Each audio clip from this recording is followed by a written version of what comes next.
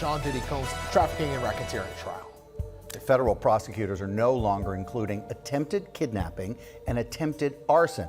They're underlying crimes in the alleged racketeering conspiracy charge. Well, that's right, and this development comes with closing arguments set to begin later this week. ABC's Aaron Katersky joins us live outside the federal courthouse in Lower Manhattan. Aaron, can you put this development into context for us? Is this in any way a blow to the prosecution? Now, federal prosecutors said that attempted arson of Kid Cudi's Porsche was one of the underlying crimes underpinning the racketeering conspiracy. We'll back up for a second. In order to find Sean Combs guilty of racketeering conspiracy, the jury must find that he conspired to commit some other offenses. And until today, prosecutors said one of those was attempted arson. They showed the jury pictures of Kid Cudi's torched out Porsche, and he even testified saying that he saw the Molotov cocktail that was responsible, the charred interior, his blackened sports car, and the implication was that Sean Combs was behind it, but there was never direct evidence. Here we go.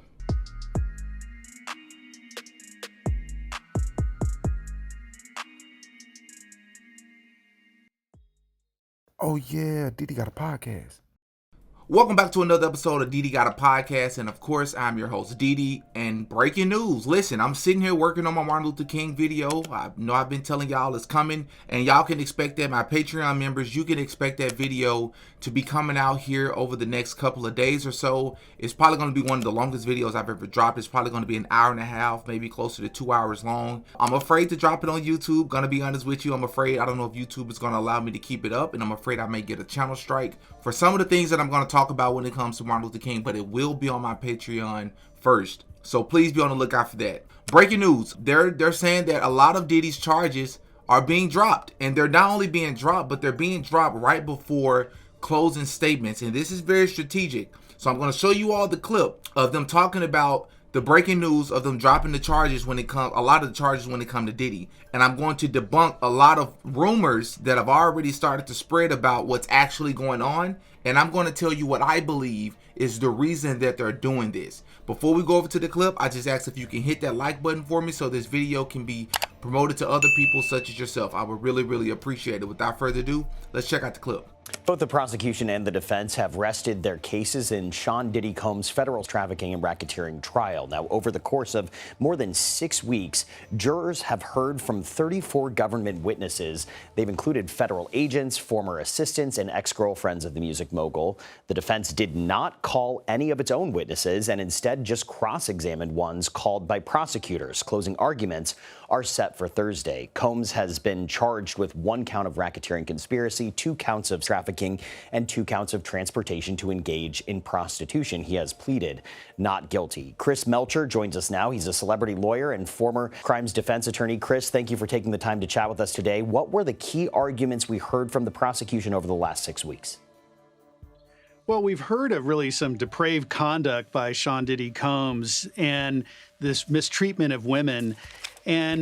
But their prosecution theory is that he was involved in this criminal enterprise that exploited these women for his own benefit and the use of company resources to do it, and that's what's constituting this racketeering charge, that there were acts of kidnapping, bribery, and arson that were part of this enterprise that elevated it to the type of crime that we see cartels and gangs prosecuted for.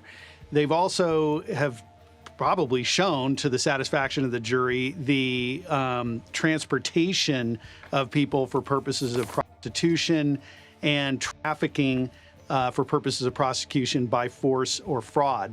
So those are some very serious charges, and the prosecution is thinking that they have established all this through 6 weeks of testimony. News in the Sean Diddy Combs trafficking and racketeering trial.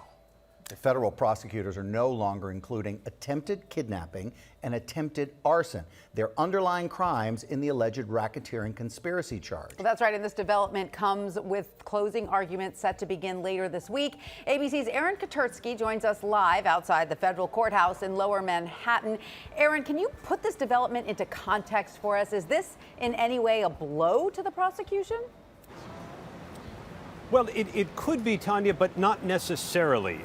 Up until now, federal prosecutors said that attempted arson of Kid Cudi's Porsche was one of the underlying crimes underpinning the racketeering conspiracy.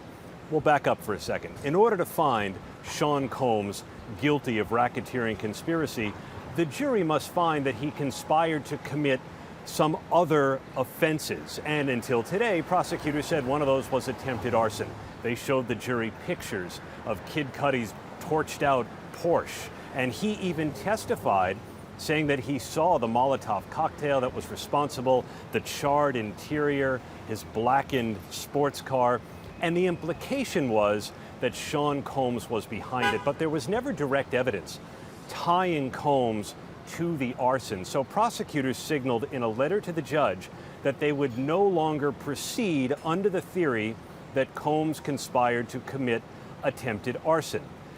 One of the other underlying crimes, the so-called predicate acts, involved attempted kidnapping of Capricorn Clark, a former assistant to Sean Combs. Prosecutors are no longer going to proceed under that theory either. Instead, they're emphasizing other crimes that they say Combs conspired to commit, like trafficking, like forced labor, and they're going to emphasize those things when they speak to the jury during summations starting on Thursday. That's crazy. That's crazy. And a lot of people are freaking out. I'm seeing online all across Twitter, people saying that Diddy could probably get off, but I wouldn't completely jump to that conclusion just yet. That's what I first thought until I read into this. And there's a few reasons why they're doing this if you're the prosecution. The first reason is that I believe they're trying to focus on the most important charges, the most provable charges. Because you got trafficking and racketeering are major felonies with long prison sentences if convicted, right? So what I suspect is happening is that prosecutors probably feel like if they just focus on what's most provable and best supported by the evidence, they will have a much stronger case. Because if you have a lot of these attempted charges, which we're going to get to that's what's being dropped. A lot of the attempted arson, attempted charges, attempted kidnapping, aiding in trafficking, things of that sort. If you are not able to prove that, then that weakens your case and that gives plausible deniability, and the jury could maybe even see that there's a chance that the other things that are not attempted that Diddy has been accused of could maybe be false. The second reason I believe that they're doing this is to avoid confusion for the jury. You want to avoid jury confusion, because if you muddy the waters and throw too many charges instead of focusing on the core criminal conduct that you're accusing P. Diddy of, then it can just all become so confusing. And if you're the jury, or at least a couple of people in the jury, which that's all it takes, and you don't fully understand all the ins and outs of all these charges because there's so much happening at once, then maybe you feel like, I don't want to just convict somebody simply and not fully understand what's going on. So I'm going to just say not guilty, because I don't know for a fact that he's guilty. So if you're the prosecutor, this is another reason why you want to get rid of some of these miscellaneous charges, if you will, to increase the chances of a guilty verdict. Another more obvious reason that the prosecution is probably doing this is to save time, right? The longer the trial is, or the more information and the more charges that there are, the longer the process and the longer it takes to come up with a guilty verdict, right? This could be extended or be a longer lasting trial the more charges that you have. And one of the biggest reasons I believe this could be done by the prosecution is because of tactical reasons, right? I think this is a tactical move in the sense that there may be behind the scene negotiations that have already taken place that we don't know about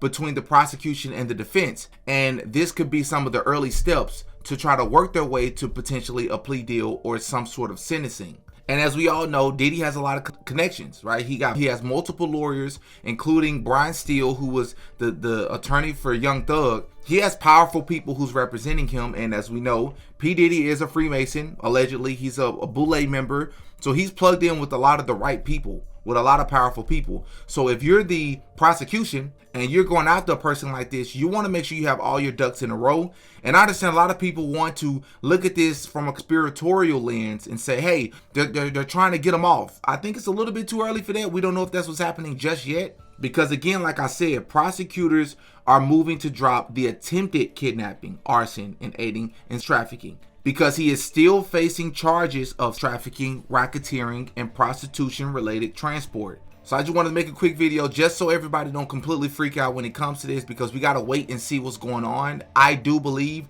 that this is not as conspiratorial as some of my other videos and how we cover things. I believe this is really a tactical and a strategic move by the prosecution to try to strengthen their chances of getting a guilty verdict against a person like P. Diddy, who a lot of us feel like is going to beat this simply because of who he is. Right, y'all hop in the comment section though. Give me your thoughts, of course. As always, I'm always open to different perspectives and different viewpoints. Right, I'm Demetrius. I go by Diddy. That's all for this one. Peace.